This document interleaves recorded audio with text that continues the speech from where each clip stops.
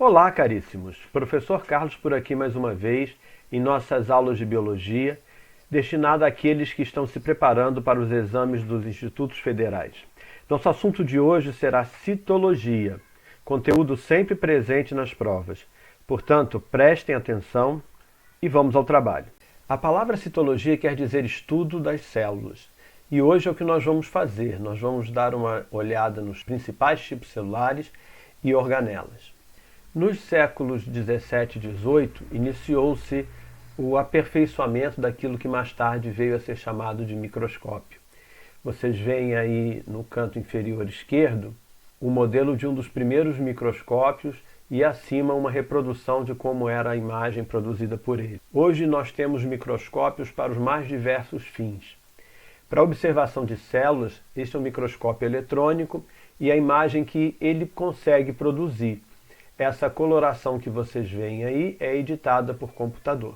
Os principais tipos celulares são células procariontes, encontradas em bactérias e algas azuis ou algas cianofíceas, células eucariontes animais, presentes nos animais, e as células eucariontes vegetais. Este é o aspecto de uma célula procarionte. Invariavelmente ela terá uma membrana, ao redor dela uma parede celular. Essa parede ela é constituída de mucopolissacarídeo. Dentro da célula, um DNA único e circular, ou seja, as extremidades dele estão fechadas, não tem extremidade livre. Aqui vocês podem ver 3 plasmídios. Os plasmídios são segmentos de DNA que provavelmente essa célula incorporou de outra. E estes pontos escuros representam os ribossomos, organelas responsáveis pela produção de proteínas.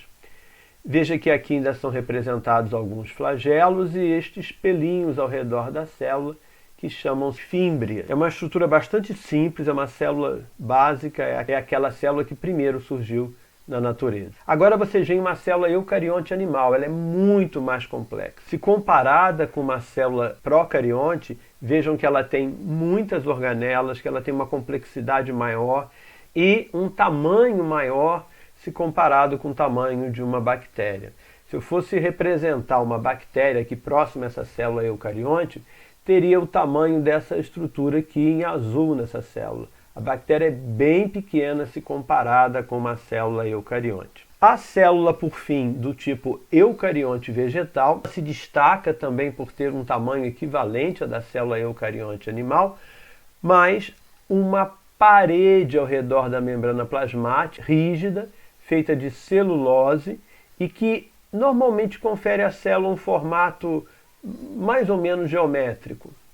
Outra característica típica de célula eucarionte vegetal são esses vacúolos gigantescos. E os vírus? Algumas pessoas podem estar pensando, aonde classificamos os vírus? Aqui vocês têm características gerais dos seres vivos. Todo ser vivo precisa ter organização celular, ter um ciclo de vida, metabolismo, que é o conjunto de reações químicas que ocorrem dentro de um sistema vivo, célula, tecido, órgão, e que é controlado pelo próprio sistema vivo. Eles também têm que ser capazes de se reproduzir, são capazes também de responder a estímulos do ambiente, aquilo que nós chamamos lá em nossa primeira aula de irritabilidade, e por fim evoluem ao longo do tempo. Para que seja considerado ser vivo, é necessário que todas essas características sejam respeitadas.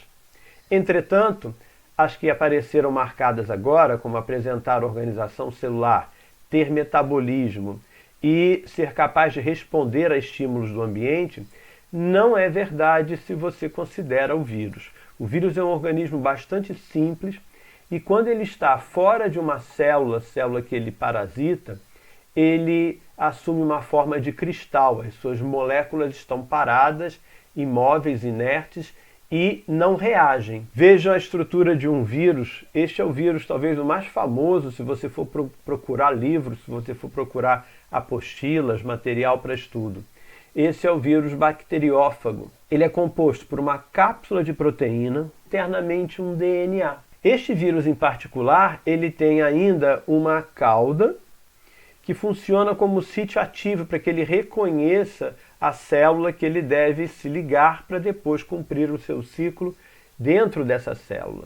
Os vírus precisam se prender a uma célula e utilizar o seu material genético agora dentro da célula hospedeira, para que esse material genético seja lido pela célula hospedeira e as ordens de construção de novos vírus sejam executadas pela célula parasitada. Os vírus, de forma básica, eles precisam ter uma cápsula de proteína e uma fita de material genético, aqui o DNA.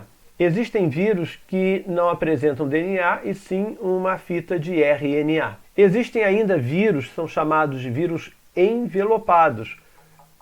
Após a sua estrutura de cápsula proteica, ele vai desenvolver um envelope, uma estrutura em envelope, feita de glicoproteínas, de outras estruturas associadas, algumas pequenas variações na composição, mas esse envelope protege o vírus. Tanto o vírus envelopado quanto aquele não envelopado fazem o seu ciclo dentro de células parasitadas.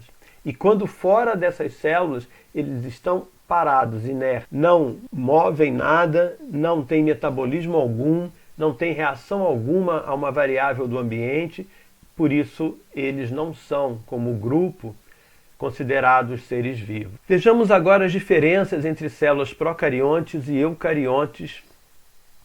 As células eucariontes são divididas em células eucariontes animais, presentes nos animais, e as células eucariontes vegetais, presentes nos vegetais.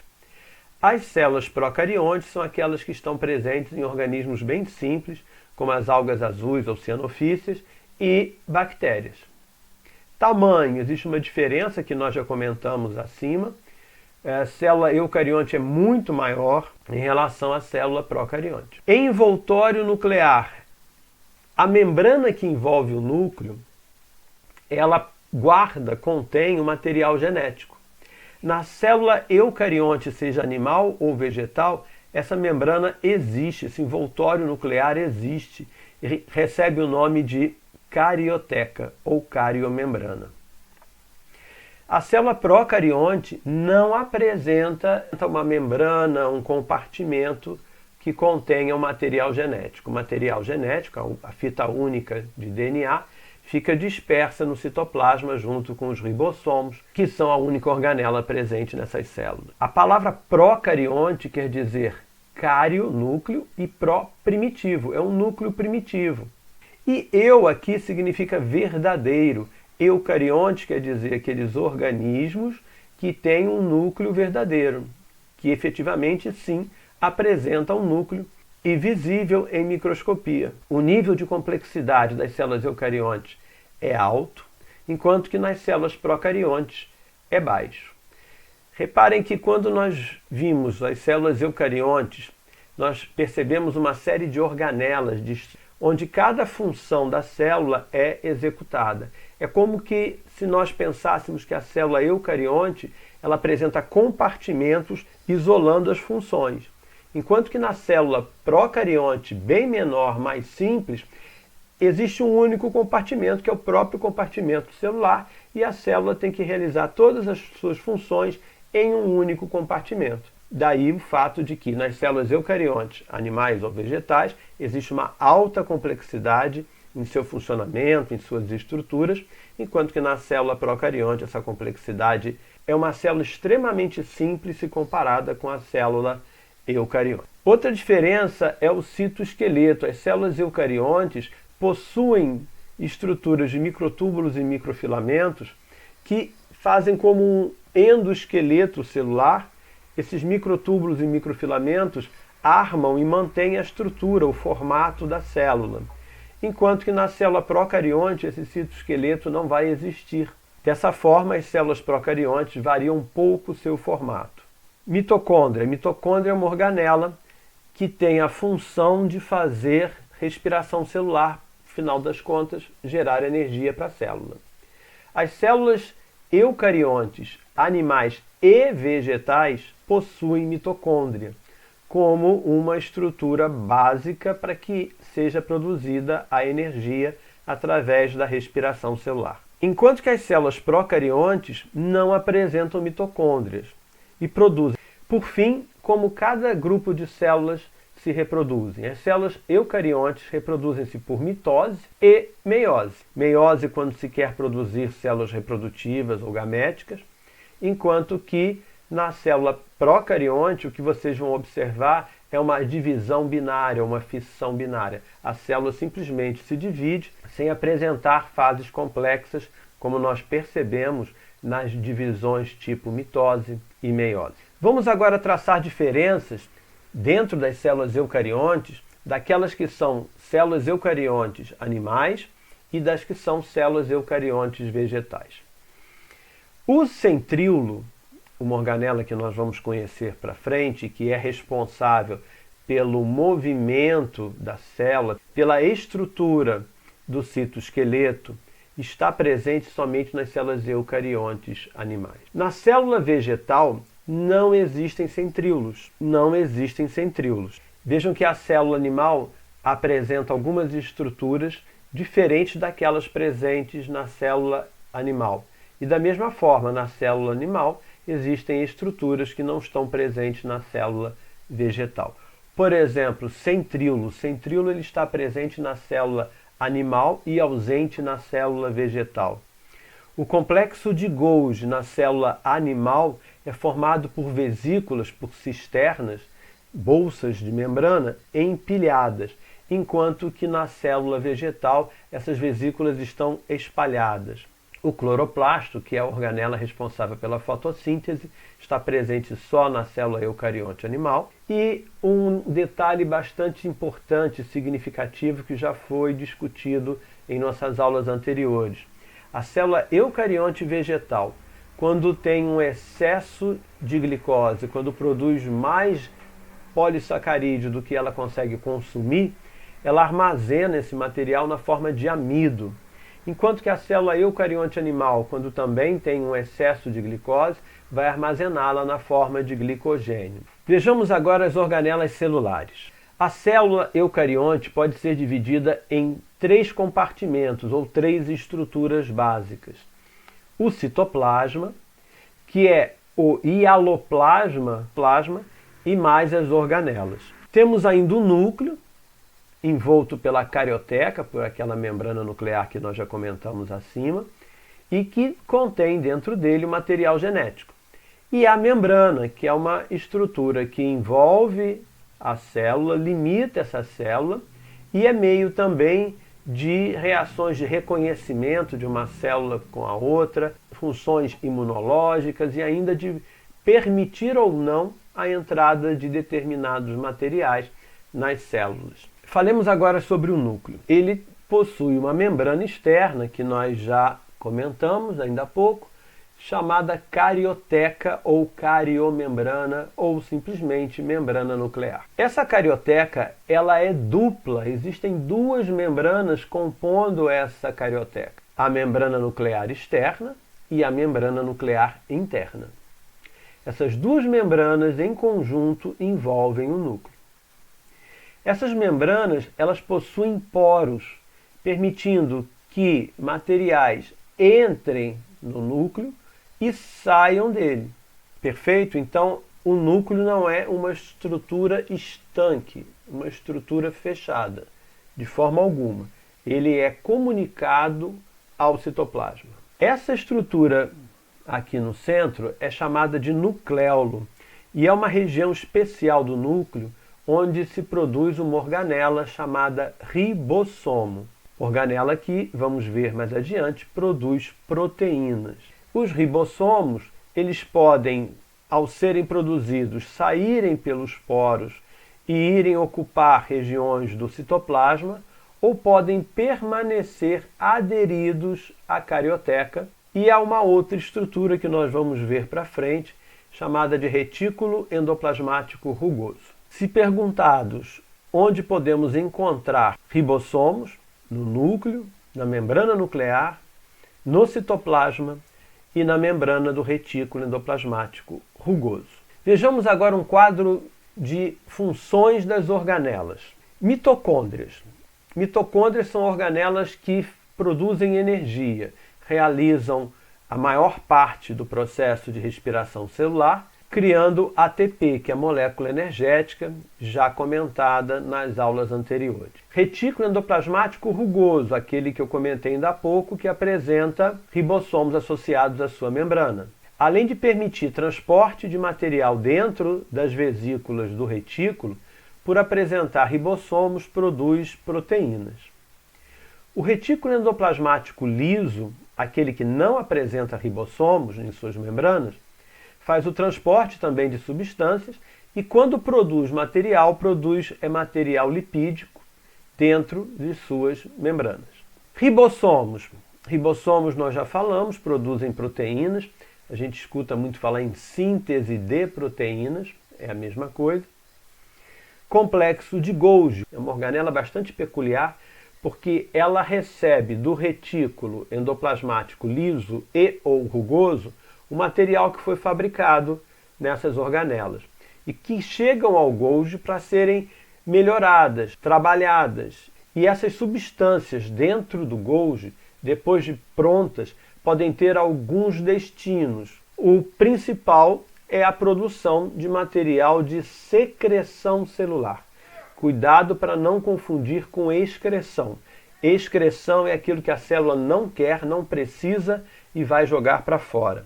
Secreção é um material nobre, a célula gastou tempo, energia, evoluiu para produzir essa secreção. É aquilo que a célula produz, importante para a vida dela ou para a vida do tecido, do órgão ou do organismo onde ela está inserida.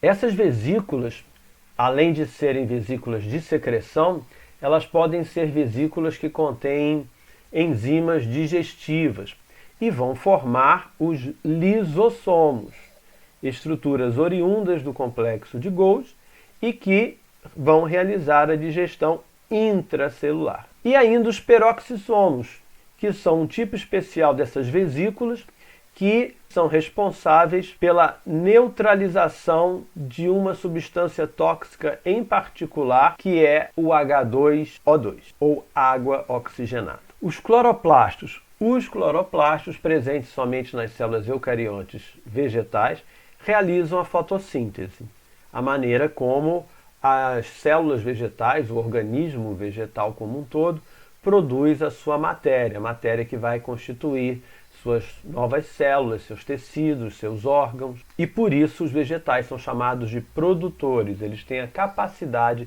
de produzir a matéria orgânica. Os vacúolos, por fim, realizam a reserva de material, pode ser água, pode ser sais minerais, tá? Existem vacúolos especializados em guardar outras estruturas, além de que os vacúolos são importantíssimos para o controle osmótico da célula, para o alívio da pressão osmótica na célula. Aqui temos a mitocôndria, para que vocês observem detalhes.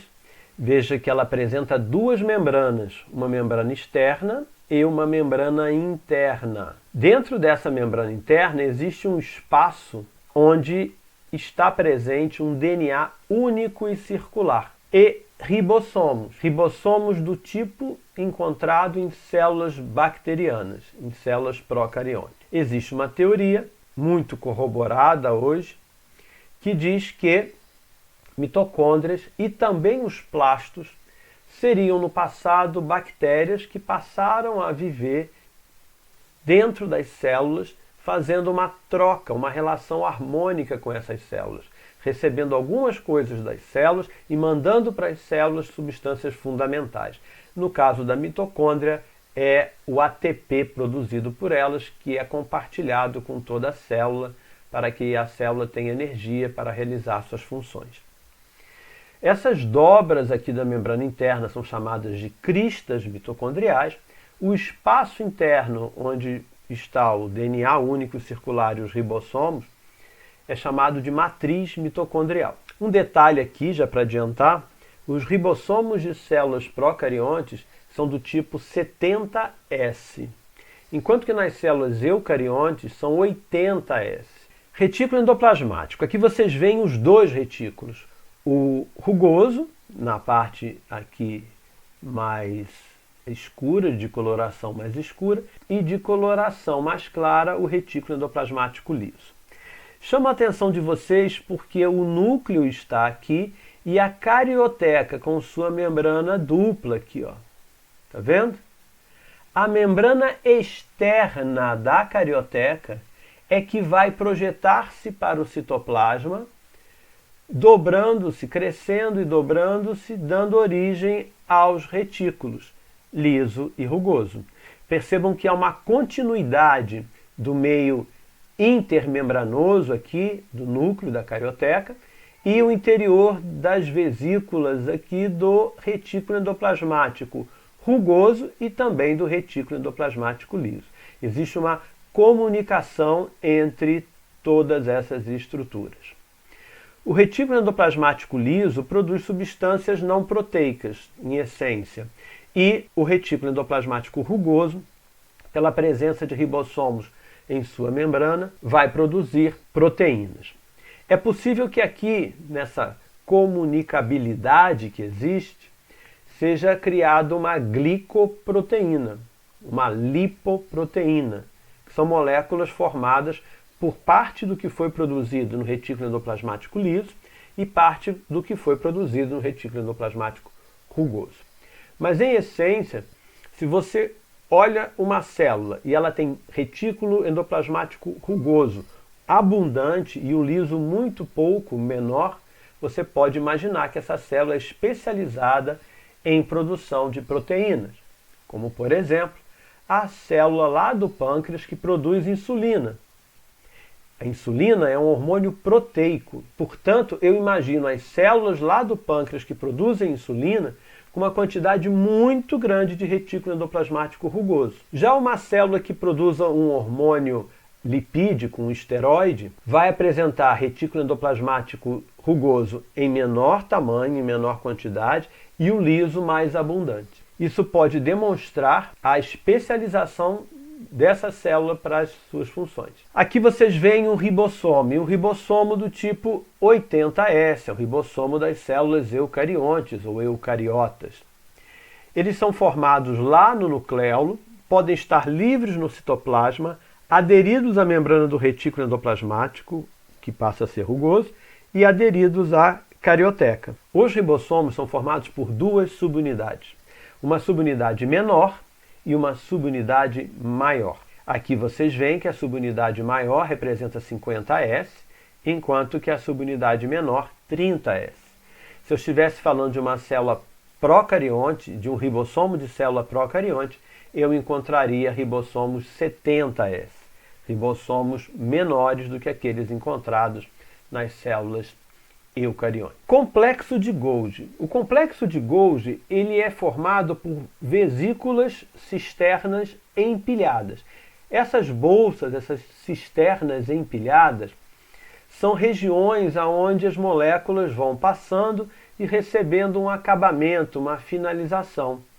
Moléculas que vieram lá do retículo endoplasmático, liso e ou rugoso, chegaram aqui e estão sendo acabadas, melhoradas, finalizadas, e o fim dessas moléculas é estarem dentro de vesículas, que podem ser vesículas de secreção, vesículas que irão originar lisossomos, ou ainda vesículas que irão originar peroxissomos. Na célula eucarionte animal, você percebe muito bem esse empilhamento das cisternas do Golgi.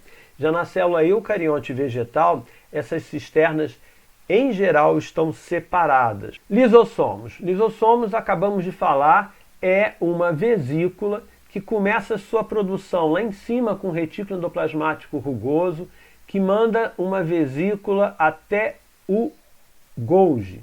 O material que sai do retículo e viaja até o Golgi, seja para que fim for, ele vai viajar dentro de vesículas de membrana, que são formadas a partir da própria membrana do retículo endoplasmático rugoso. Essa membrana vem até o Golgi, une-se às membranas do Golgi e deixa as substâncias produzidas. No caso aqui, retículo endoplasmático rugoso vai deixar proteínas. O complexo de Golgi, depois de elaborar essas moléculas, forma aquelas vesículas que têm funções específicas. falamos ainda há pouco no slide anterior sobre secreção, formar peroxissomos e aqui formar os chamados lisossomos, que apresentam enzimas digestivas, que farão a digestão celular. Existem 3 modalidades para a digestão celular. Existe a heterofagia, que é o que está sendo representado aqui.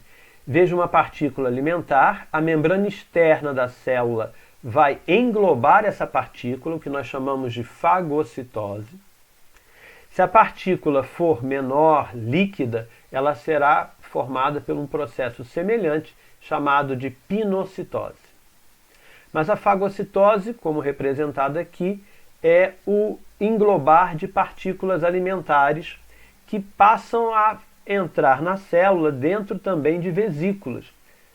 Essas vesículas podem ser chamadas de fagossomos, porque vieram da fagocitose. Se tivermos uma pinocitose, você pode chamar de pinossomo. E este fagossomo ou pinossomo vai unir-se à membrana do lisossomo, permitindo a digestão desse material. E quando essa digestão ocorre, a membrana dessa estrutura, chamada de vacúolo digestivo, seleciona o que é importante para ser retirado, para migrar para o citoplasma, para ser alocado em suas regiões de ação. Finalmente, o que sobrar desse material será exocitado, será lançado para fora da célula. Existe ainda a autofagia, que é o que está representado nessa outra via aqui, quando o lisossomo vai unir sua membrana a uma organela que não esteja mais adequada, funcionando. Imagine uma mitocôndria que já não produz ATP, tem algum problema genético que ela não consegue produzir ATP. Vem o lisossomo e ele tem a capacidade de digerir, de desaparecer com essa organela, digerindo-a e absorvendo dela ainda nutrientes que sejam importantes para o bom funcionamento do citoplasma. Por fim, o que sobrar desse processo digestivo também será exocitado. Como terceiro e último tipo de atuação dos lisossomos, existe a autólise. A autólise é quando os lisossomos rompem suas membranas e acabam por destruir estruturas completas celulares. No exemplo aqui, veja um ciclo de vida de um anfíbio, onde estão os ovos, os embriões aqui, o girino. Percebam que o girino tem uma cauda, e mesmo após ele desenvolver seus apêndices superiores e posteriores, ele ainda apresenta uma cauda. O desaparecimento dessa cauda ocorre pelo processo de autólise. De forma programada, as células que compõem a cauda vão romper seus lisossomos e vão se autodigerir, até que no anfíbio adulto você não percebe uma cauda. Feito? Falando de cauda com U, não cauda com L. Cauda com L é de doce. Os peroxissomos. Já está bem claro que os peroxissomos são vesículas criadas no Golgi e que têm por função quebrar essa molécula que é chamada de água oxigenada, porque é um H2O2, ou peroxissomo. Essa molécula é produzida como resíduo de algumas reações e não podem ficar acumuladas dentro da célula. Para essa função, entram os peroxissomos.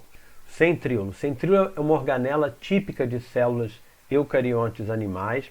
Nas células eucariontes vegetais não são estruturas típicas, porém podem ser encontrados em vegetais inferiores, como algas, briófitas e pteridófitas. Ele é formado por esses dois conjuntos de microtúbulos associados. E a função do centríolo é criar filamentos e microtúbulos outros de proteína e realizar a estruturação do citoesqueleto, que é o responsável pela armação da célula, e ainda mover toda e qualquer estrutura dentro da célula. O centríolo ainda promove o movimento de cílios, flagelos e, durante a mitose e a meiose, fazem a segregação, a separação dos cromossomos após a metáfase.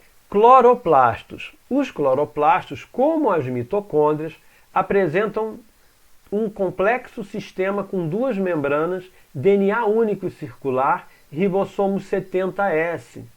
Eles também estão fazendo parte, junto com as mitocôndrias, daquela teoria de que bactérias no passado passaram a viver dentro da célula e, com uma troca de favores, acabaram essas bactérias permanecendo dentro da célula.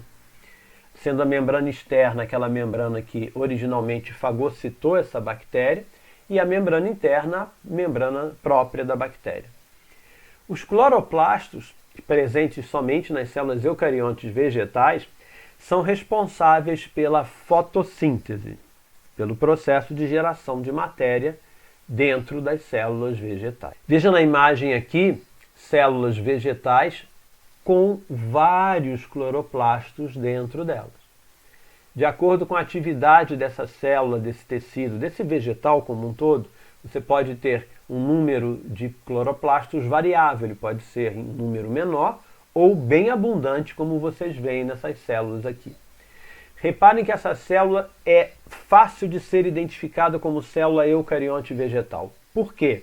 Lembra que eu falei do formato mais ou menos geométrico e essas paredes bem espessas, visíveis ao microscópio óptico. Se fosse uma célula eucarionte animal, você, em primeiro lugar, não conseguiria visualizar a membrana em microscopia óptica. E elas não apresentariam, em geral, uma forma geométrica como essa. Vacúolos. Como já dissemos anteriormente nesta aula, os vacúolos são estruturas de acúmulo de alguma substância ou de alívio da pressão osmótica. Nas células animais, os vacúolos são em número menor e também em tamanho menor, enquanto que nas células eucariontes vegetais, os vacúolos são grandes, são gigantescos se comparados com as outras organelas, inclusive maior que o próprio núcleo da célula. E à medida que a célula vai ficando mais velha, como nós dissemos acima também, esses vacúolos vão se unindo num único e gigantesco vacúolo. Vejam nesse slide onde vocês têm um esquema de um espermatozoide, para exemplificar como organelas podem sofrer modificações em algumas células especiais. O espermatozoide tem a função de fecundar o óvulo e, para isso, ele precisa romper as camadas de proteção do óvulo ou ovócito secundário. Para romper essas camadas, o espermatozoide conta com uma vesícula na sua região anterior, chamada de acrossomo. Acrossomo literalmente quer dizer organela da cabeça, que é um complexo de Golgi modificado numa única e grande vesícula, e esse Golgi, ao invés de ter mandado as suas substâncias elaboradas para o meio externo, agora estão todas elas contidas aí, com a função de digerir, de destruir, de abrir caminho nas membranas que protegem o ovócito secundário ou óvulo. O núcleo permanece como núcleo. O centríolo, que tem este nome porque é uma organela presente na região central da célula, esse centríolo agora é deslocado para a base do flagelo, estrutura que movimenta a célula, para que ele possa coordenar o batimento desse flagelo. Nesta situação, do centríolo deslocado do centro e posicionado na base do flagelo, nós passamos a chamá-lo de corpo basal. Por fim, existe uma estrutura chamada condrioma, que é a associação de mitocôndrias fornecida para que esse flagelo bata e o espermatozoide consiga chegar até o óvulo e cumprir a sua função. Agora eu faço a vocês um desafio. Responda essas duas perguntas olhando para esse esquema. Qual é o tipo celular que está sendo representado aqui? E depois, identifique cada organela numerada. Aconselho que vocês pausem o vídeo nesse momento, respondam e depois prossigam. Então, viram como citologia é um assunto bem tranquilo. Porém, é preciso estudar, gente. Assistam novamente esse vídeo, façam os exercícios e lembrem-se, só o estudo e a dedicação vai permitir que vocês alcancem seus objetivos. Bom, hoje ficamos por aqui. Encontro vocês no nosso próximo vídeo. Forte abraço e até lá!